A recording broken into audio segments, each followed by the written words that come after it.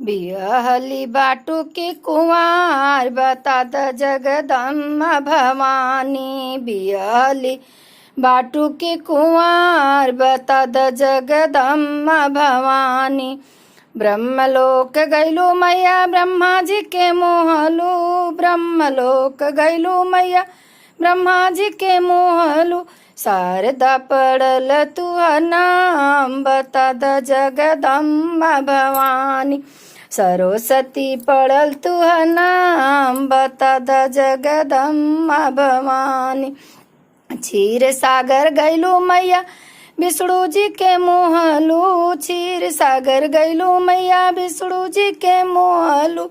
लक्ष्मी पड़ल तुह नाम बता द जगदम्बा भवानी।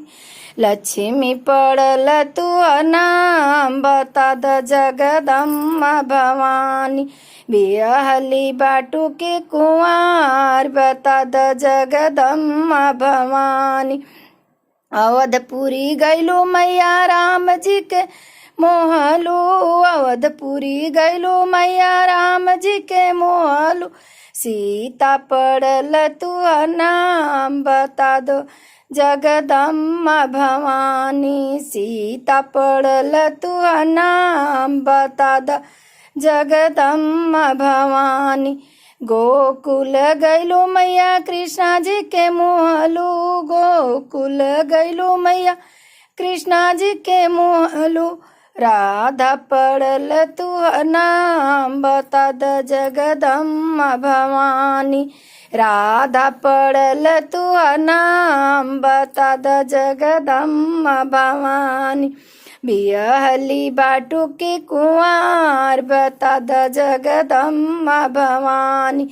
कैलाश पर्वत गैलू मैया भोले जी के मोहलू। कैलाश पर्वत गैलू मैया भोले जी के मोहलू। गौरा पड़ल तुह नाम बता द जगदम्बा भवानी। गौरी पड़ल तुह नाम बता द जगदम्बा भवानी। बिहली बाटू की कुंवार बता द जगदम्बा भवानी।